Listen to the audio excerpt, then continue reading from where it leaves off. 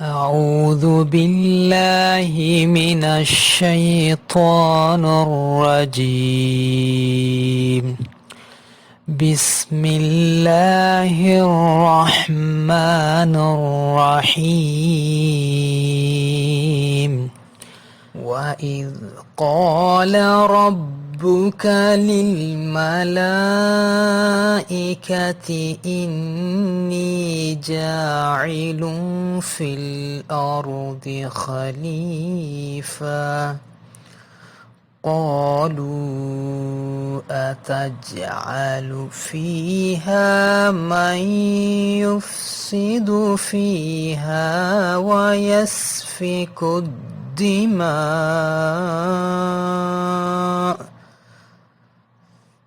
ونحن نسبح بحمدك ونقدس لك قال إني أعلم ما لا تعلمون. हुजूर अस्सलाम अलैकुम वरहमतुल्लाहि वबरकातुहू। हुजूर ने उत्तर दिया, व अलैकुम अस्सलाम वरहमतुल्लाहि वबरकातुहू। कुछ अहमदिया मुसलमानों ने तबलीग के दौरान खलीफतुल्लाह की स्थिति पर सवाल पूछा। सवाल इस प्रकार है, क्या कुरान की कोई आयत है जो यह निर्धारित करती है कि खलीफतुल्लाह अल्लाह का रसूल है? हम विनम्रतापूर्वक इस प्रश्न पर आपका उत्तर सुनना चाहेंगे। हुजूर का जवाब, इस सवाल का जवाब पवित्र कुरान की कई आयतों में मिलता है। अगर हम पवित्र कुरान में गहराई से उतरें तो हम पाते हैं कि अल्लाह ने दूसरे सूरे यानी अल बकरा से ही कहा है कि वह धरती पर अपना नुमाइंदा यानी खलीफा भेजेगा। अल्लाह कहता है, देखो तुम्हारे रब ने फरिश्तों से कहा, मैं धरती पर एक प्रतिनिधि अर्थात खलीफा पैदा करूँगा। अल बकरा अध्याय 2 पद 31। अल्लाह जिस खलीफा को नियुक्त करता है वह अल्लाह की ओर से आता है, न कि किसी मनुष्य द्वारा चुने गए व्यक्ति द्वारा।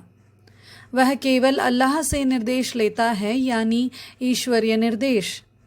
फिर भी पवित्र कुरान के अध्याय 2 आयत 39 में अल्लाह हर बार कहता है कि वह तुम्हारे पास लोगों के पास ईश्वरीय मार्गदर्शन के साथ अपना मार्गदर्शक भेजता है।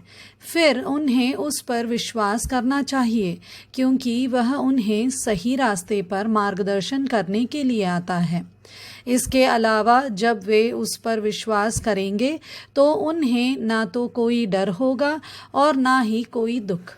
पवित्र कुरान में आगे हम पाते हैं कि अल्लाह ने सूरह अन-नूर अध्याय 24 में उल्लेख किया है कि वह पृथ्वी पर अपना प्रतिनिधि रखेगा। अब इस खास सवाल पर आते हैं कि क्या खलीफतुल्लाह अल्लाह के रसूल हैं? अगर खलीफतुल्लाह अल्लाह के रसूल नहीं होते तो हज़रत दाऊद अलैहिस्सलाम अल्लाह के रसूल नहीं होते। लेकिन सच्चाई यह है कि वे खलीफतुल्लाह और रसूल और अल्लाह के कानून पालक पैगंबर थे, क्योंकि वे ज़बूर यानी दाऊद के खजूर लेकर आए थे। उन्हें ईश्वरीय संदेश मिल रहे थे। वास्तव में खलीफतुल्लाह और खलीफतुल मसीह के बीच यही मुख्य अंतर है। खलीफतुल्लाह वह होता है जिसे अल्लाह सीधे तौर पर चुनता है। वह लोगों के लिए अल्लाह का रसूल होता है। अल्लाह उसे पवित्र आत्मा यानी रूहुल खुद्दूस के साथ उठाता है और उसे निर्देश देता है। दूसरी ओर खलीफतुल मसीह केवल एक ऐसा व्यक्ति होता है जिसे केवल कुछ चुनिंदा लोगों ने अपना खलीफा, अपना प्रतिनिधि, केवल अपने जैसे लोगों के प्रतिनिधि बनने के लिए वोट दिया हो। अब अल्लाह खलीफतुल मसीह का मार्गदर्शन कर सकता है या नहीं कर सकता है, लेकिन वह हमेशा अपने खलीफा यानी खलीफतुल्लाह का मार्गदर्शन करता है, क्योंकि खलीफतुल्लाह वह है जिसे उसने अकेले चुना है, लोगों ने नहीं। दरअसल अहमदी मुसलमान खलीफतुल्लाह और खलीफतुल मसीह के बीच के इस बुनियादी अंतर को नहीं समझते हैं। अब अगर हम पहले खलीफतुल्लाह हज़रत आदम अलैहिस्सलाम को देखें तो वे वास्तव में अल्लाह के खलीफा और रसूल दोनों थे। वे अल्लाह के प्रतिनिधि और रसूल दोनों थे। जो अल्लाह का प्रतिनिधित्व करता है, जो अल्लाह के नाम से आता है और साथ ही लोगों को अल्लाह के संदेश देने के लिए पवित्र आत्मा द्वारा शुद्ध किया जाता है, वह अल्लाह का रसूल है। वह लोगों तक अल्लाह का संदेश पहुंचाता है और अल्लाह अपने रसूल और खलीफतुल्लाह को धरती पर तभी भेजता है जब धरती पर लोग होते हैं। खलीफतुल्लाह की वास्तविक स्थिति के बारे में ये सभी जानकारी, जिसके अनुसार वह अल्लाह का रसूल भी है, पवित्र कुरान में स्पष्ट रूप से वर्णित है। लेकिन दुर्भाग्य से पवित्र कुरान में स्पष्ट रूप से वर्णित होने के बावजूद अहमदिया अभी भी ऐसे प्रश्न पूछते हैं, अर्थात क्या खलीफतुल्लाह अल्लाह का रसूल भी हो सकता है? मैं वही बात फिर से दोहराता हूँ जो मैं बहुत पहले से कहता आया हूँ। जैसे अल्लाह ने अपने चुने हुए बंदों, अल्लाह के चुने हुए लोगों से अतीत में बात की थी, वैसे ही वह हमारे वर्तमान युग में भी ऐसा कर रहा है। और जब भी वह किसी को मानवता के लिए भेजना आवश्यक समझेगा, अपने चुने हुए रसूलों पर अपनी दिव्य आयतें उतारता रहेगा, क्योंकि सर्वव्यापी पैगंबर हजरत मोहम्मद सल्लल्लाहु अलैहि वसल्लम के आगमन के बाद उनकी उम्मत के सभी रसूल भी सर्वव्यापी होंगे।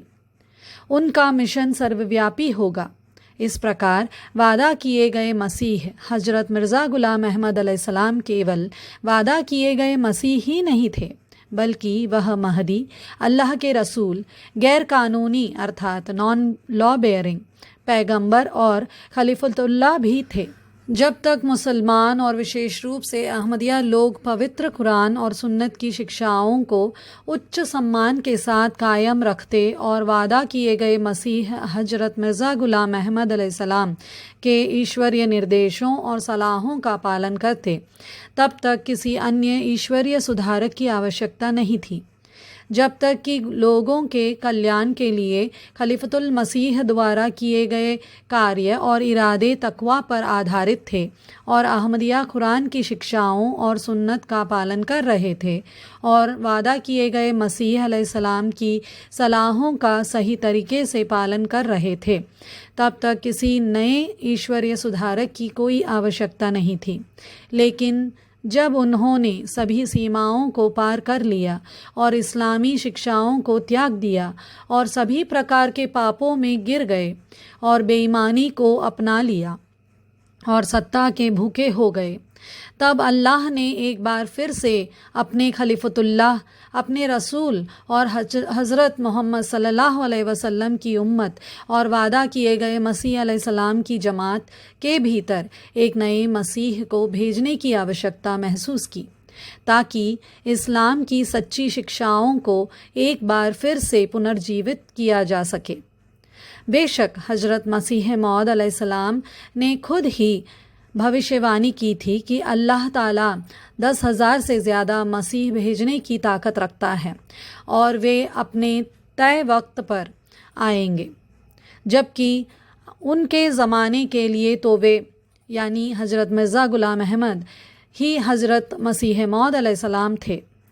जज़ाकल्लाह हज़रत खलीफतुल्लाह, अस्सलामु अलैकुम वरहमतुल्लाहि वबरकातुहू। हुज़ूर ने उत्तर दिया, वालेकुम अस्सलाम वरहमतुल्लाहि वबरकातुहू।